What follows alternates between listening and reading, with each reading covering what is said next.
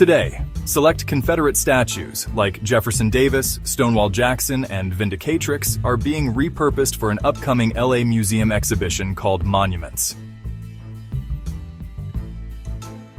These pieces, removed during racial justice protests, will now serve as tools for healing and historical accountability, not celebration. History reimagined, truth repainted, healing is in the art.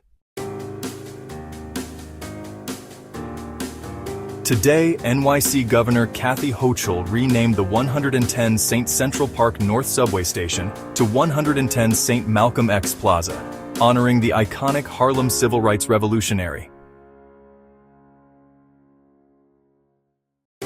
This tribute lands during Harlem Week and the 100th anniversary of the Harlem Renaissance, connecting past brilliance to present power.